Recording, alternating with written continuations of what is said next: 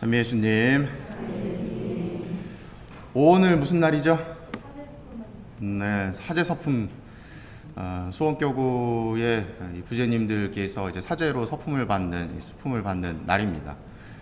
한 8년, 9년 전에 이제 제가 서품을 받을 때가 생각이 나는데, 제 서품 성구가 콜로새서 3장 23절에 나오는 무슨 일을 하든지 사람이 아니라 하느님을 위해 하듯이 진심으로 하십시오 라는 뜻인데, 구절인데, 그 구절을 선택한 이유가 무엇이라고 말씀을 드렸었냐면, 이 진심으로 라고 하는 말이 저한테 크게 와닿았기 때문에. 그러면 이제 여러분들은 유추를 하실 수가 있겠죠. 제가 사제가 처음 되었을 때 어떤 마음으로 살려고 했을까? 모든 사람 한 분 한 분의 그 고통과 아픔에 함께하고 공감해주고 또 위로도 해주면서 그런 사제 생활을 살려고 했어요. 그럼 제가 열심히 살았을까요? 안 살았을까요? 여러분들은 보시지 못하셨겠지만 지금과는 달리 굉장히 열심히 살았습니다. 아침에 새벽같이 일어나서 잠드는 그 순간까지 매일 미사하는 것과 성체분배, 고해성사, 성모에 관련된 것들은 당연히 하는 거고, 틈틈이 또 강의 준비나 훈화 준비를 계속해서 하고, 또 틈틈이 제가 맡고 있는 봉사자분들 면담을 또 하고, 이 면담이 저는 굉장히 길었어요. 한 사람의 기본 면담을 하면 길 때는 한 3시간, 3시간 반 이렇게 했습니다. 징글징글하죠? 뭔 면담을 그렇게 길게 해? 라고 하실 텐데, 지금 돌이켜보면은 참 대단하다라는 생각이 들어요. 저 스스로가 참 기특하다. 왜냐하면 그 3시간 반이라고 하는 시간이 원래는 이 상담이나 면담을 할 때에는 이 1시간을 넘기지 말라고 이야기를 합니다. 왜냐하면 이 집중력도 끊어지거니와 또 1시간 이상 넘어가게 되면 이제 좀 필요 없는 말들이 자꾸 이제 나와요. 그렇기 때문에 적당히 맺고 끊는 것들을 하면서 자꾸 또 그분에게 생각할 시간을 주고 또 다음 만남이 이루어질 수 있는 작업을 계속해서 해야 되는데, 처음이니까 이제 잘 몰랐죠. 그래서 앉아가지고 이러니 저러니 얘기하고 왜 그랬냐 어쩌냐 계속 들어주고 또 답을 주고 이런 과정들을 거쳤습니다. 그 외에도 저녁이면은 부르면 뛰쳐나가서 같이 또 술 한잔도 해주고 밥도 먹고 맨날 그러다 보니까 지금도 살이 쪘지만 그때부터 계속 살도 찌고 건강도 안 좋아지고 제 시간은 없고 그냥 자는 시간 외에는 맨날 성당에서 이리저리 돌아다니거나 밖에 나가서 사람들을 만나거나 이런 일들이 반복이 됐어요. 그래서 저는 되게 열심히 나름대로 살고 있었거든요. 근데 또 이상한 소문이 나요. 무슨 소문이냐? 신부님이 맨날 저 젊은 청년들하고만 돌아다닌다고, 그리고 맨날 어떤 청년들, 이쁜 여자 청년들하고만 돌아다닌다고, 이런 소문이 나는 거예요. 우리 성당에 이쁜 자매님들이 많을까요? 잘생긴 남자들이 많을까요? 잘생긴 남자가 있어요, 성당에? 저 빼고요. 대부분 다 자매님이시죠. 그리고 그 당시에 이제 제가 보좌 생활이고 또 주임을 나간다 해도 젊기 때문에 이 청년들의 관심을 많이 기울일 수밖에 없었습니다. 그러다 보니 자연스럽게 이제 여자 청년들하고 어울릴 수밖에 없는 상황들이 놓이게 됐겠죠. 그러면 그걸 또 밖에서 어떤 신자분들이 보시면 뭐라 그래요? 아이고 저거 맨날 이러면서 욕을 하기 바빴던 거죠. 저는 그 청년을 만나면서 그 저의 에너지를 다 쏟으면서 이러저러한 얘기도 들어주고 해주고 그러한 노력을 하는 과정 중이었는데, 그 외에도 참 많은 사건들이 있었어요. 제가 아무리 노력을 해도 제 노력이나 제 의도를 파악하지 못하고 다 각자의 생각과 또 판단으로 저를 이제 규정 짓고 저 사람은 저래 이래서 이런 거야 하면서 답을 자꾸 만들어 놓는 거죠. 제 의도와는 전혀 다르게. 그러다 보니까 계속 제가 상처를 받는 경우들이 생기게 됩니다. 내가 의도했던 건 이런 건데 사람들이 느끼는 건 다르게 받아들였기 때문에. 그래서 이제 신자분들을 만나는 게 굉장히 힘들어지는 시기들이 뭐 지난 8년, 9년 사이에도 몇 번에 걸쳐서 있었어요. 사제가 신자분들을 만나기 싫다는 것은 사제로 살기 싫다는 거죠.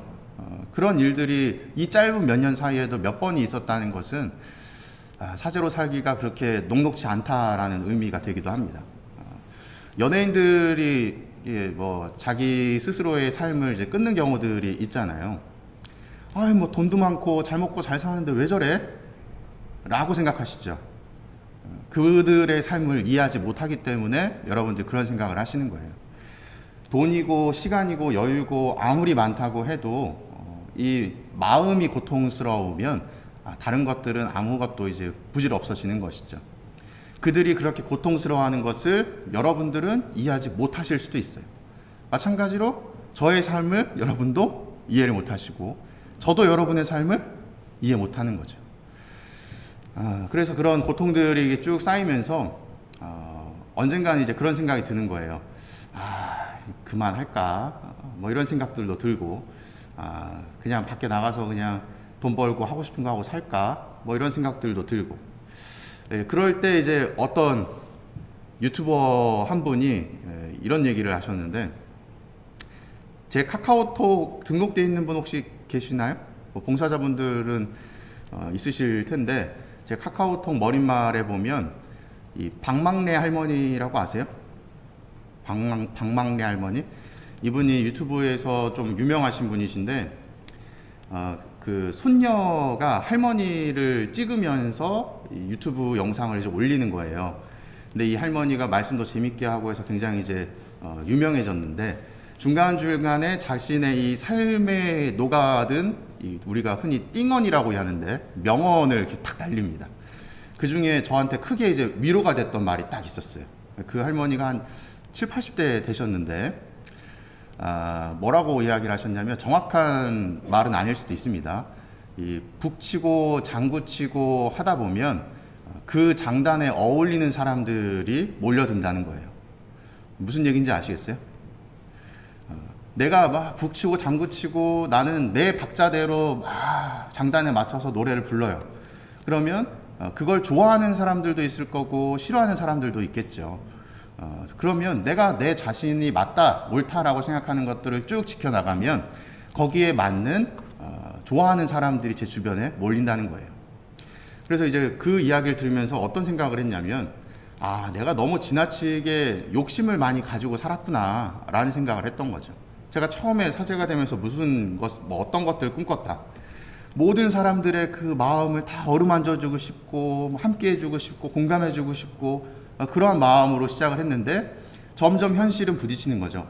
내가 아무리 노력해도 저 사람은 나의 마음을 이해하지 못하는구나. 저 사람과 나는 다르구나 라는 것을 자꾸 느끼게 되면서 아무리 노력해도 안 된다라는 것을 깨닫게 되고 거기 안에서 이제 좌절을 했던 것이죠. 그래서 이제 생각을 조금 바꿔먹게 됐습니다. 그냥 내가 하고 싶은 대로 하면서 살자. 내가 중요하다고 생각하는 것들을 사람들한테 말하고 보여주면서 살자.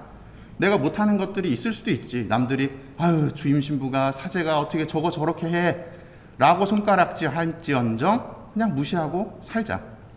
왜?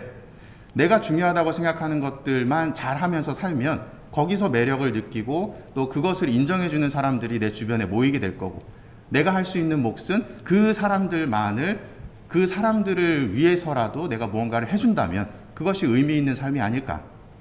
내가 왜 욕심을 내서 모든 사람들을 다 뭐 영혼 구원을 일으키려고 하는 욕심을 가지고 있었을까 하는 생각을 가지게 된 거죠. 그래서 저는 제가 하고 싶은 대로 그냥 하면서 삽니다.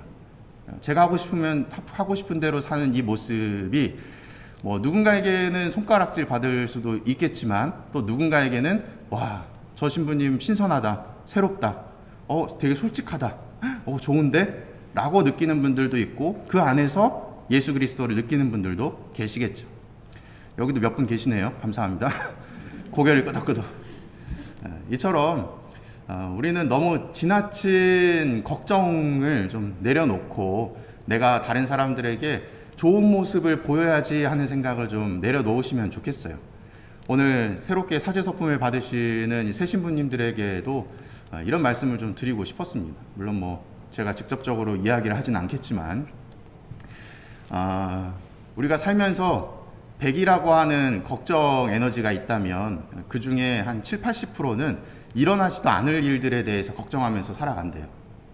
그리고 한 20%는 쓸데없는 걱정들을 한다고 합니다. 그리고 5%는 안 해도 될 걱정들을 한다고 해요. 실질적으로 우리가 걱정하면서 살아야 되는 것들은 내가 100이라고 하는 걱정 에너지 중에 실제로는 한 1, 2%밖에 안 된다 그럽니다. 우리는 너무 많은 것들을 걱정하면서 살기 때문에 마음의 짐들이 점점 생기게 되고 또 스스로를 갉아먹고 상처 주는 일들이 생기는 것 같아요. 여러분들 하고 싶은 대로 하면서 사세요. 내가 하고 싶은 거, 내가 되고 싶은 거 하고 싶은 대로 하면서 사시기 바랍니다. 대신에 그 하고 싶은 것의 중심에는 항상 그리스도가 계셔야 되겠죠. 오늘 복음 내용을 보면 이런 비슷한 내용이 있죠. 우리가 피리를 불어주어도 너희는 춤추지 않고 우리가 곡을 하여도 너희는 가슴을 치지 않았다. 마지막에 그러나 지혜가 옳다는 것은 그 지혜가 이룬 일로 드러났다. 여러분들이 옳다고 생각하시는 것들을 남들이 뭐라고 하든 잘 지켜나가시기 바랍니다. 그것을 알아볼 줄 아는 사람이 나타나면 여러분들은 그때서야 인정을 받으실 거예요. 모든 사람들에게 인정받고자 하는 것은 나의 욕심일 수 있습니다. 사랑합니다.